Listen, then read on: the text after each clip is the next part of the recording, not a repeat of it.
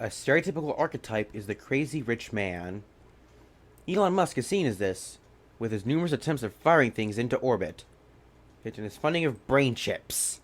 But his craziness is debatable. But there was a billionaire that was definitely crazy, hundreds of years ago, and his name was Timothy Dexter!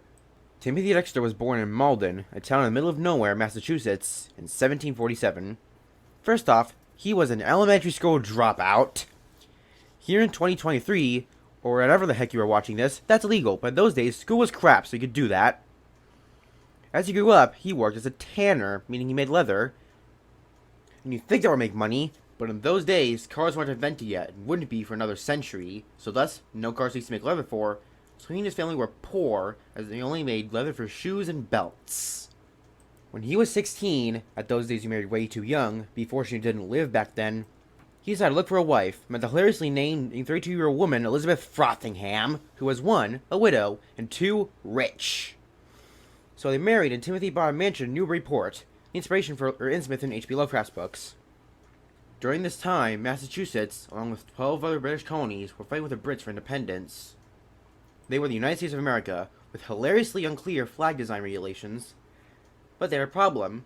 During the war, they printed way too much money. And if you were German, you're probably thinking, "Oh nein, es weit in der Weimarer Republik." And you would be correct. The Continental Dollar, as it was called, became as worthless in the late 1700s as a penny in 2023.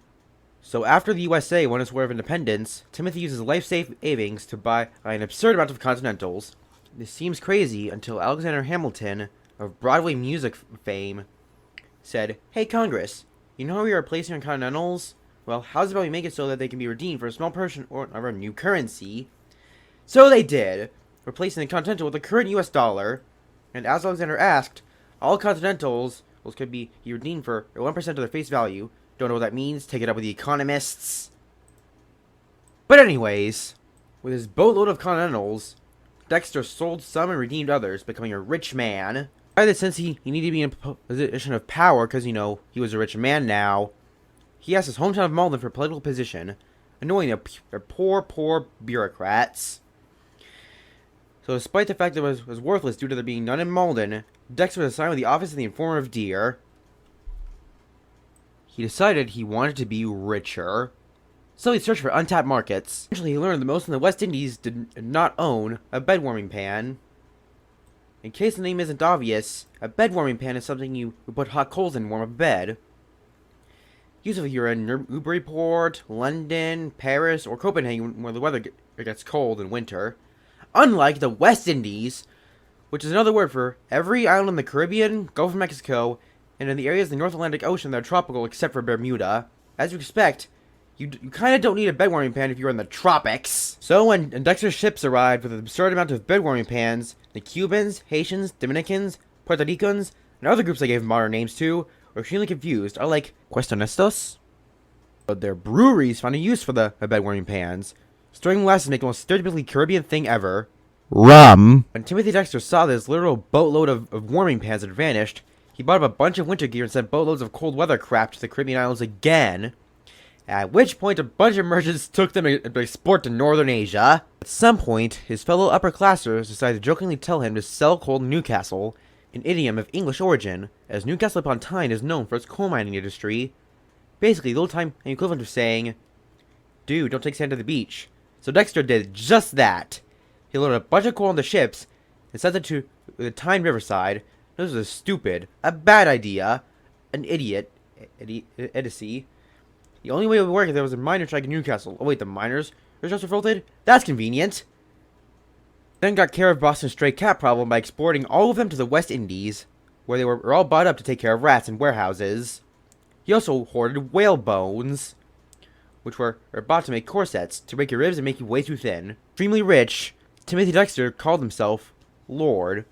Lord Timothy Dexter bought a mansion, which he decorated with an eagle and 40 wooden statues of many he liked, such as Napoleon, Washington, and Jefferson, along with himself, on which bore the inscription, "I am the first in the East, the first in the West, and the greatest philosopher of the Western world." Hubris much? He also built a mausoleum for himself, which would soon be rated as not adequate for mausoleum, because hey, you don't want a crypt dropping onto you when you're dead. Or maybe the thing is more about mourners. Like, hey, it would be a horrible way to die if you're mourning your grandpa and his crypt falls onto your head. Speaking of death, he held a fake funeral to see what his legacy would be. Thousands turned up. But then he revealed that he wasn't dead too early because his wife wasn't crying, so he beat her up. The next day, it was basically a party. A typical house party for Timothy Dexter that happened to have an empty coffin at it. It wasn't a fake funeral. He would tell his guests not to pay attention to his wife, whom he hated, by telling them she was a ghost. He also hired a fishmonger as a poet. The poetry is exactly what you'd expect. For his most famous work, he decided to write a book. The book was called A Pickle for the Knowing Ones, and you could tell it was written by an elementary school dropout. I'm going to try and read the beginning of it with no retakes. To mankind at large, the great time is come. At last, the great day of rejoicing. What is that? Why, I'll tell you. Those 3 kings is Razid. Razid, you mean. Should know, Razid on the first royal arch in the world. Almost. Not quite. But very hew up upon, so that they are a good mark to be seen by the womans. Lick to see the frownt. And all peoples love to see as the Quakers will come and peep slyly, feel glad, and say, how the do, friend? Father George A. Washington is the center. King Adams is the right hand. The present king in the left hand. Father Gorge with his hat. And the other hat is the middle king. With his sword, King Adams with his cane and grand posture attitude toward turning his fast towards the first king. As if they were on some politics. King, our present king, you stand here being younger and very deaf and short. Being a great philosopher. Looks east, looks well. East and west and north and south. Deaf and very deaf, the god of nature has done very much for our present king. And all former ones, they are all good, and I want us to be live forever. And I believe it will be hard work to be a king. I'll stop there. What's better, when his lack of publication was complained about, he published a second edition, then with 2 full pages of punctuation, so the printers could pepper and salt them as they pleased. In 1806, he died for real. Storms ruined all his statues. The statue of the guy who Pittsburgh is named after, which was taken by the government. His mansion survived, but everything he added was removed. Now it looks like a normal New England house. Save for a fire that gutted it in 1988. But they rebuilt it, and now it's in 2023. It's still called the Timothy Dexter House. Not much is known about him, but at least it's a meme on the internet. Okay, bye!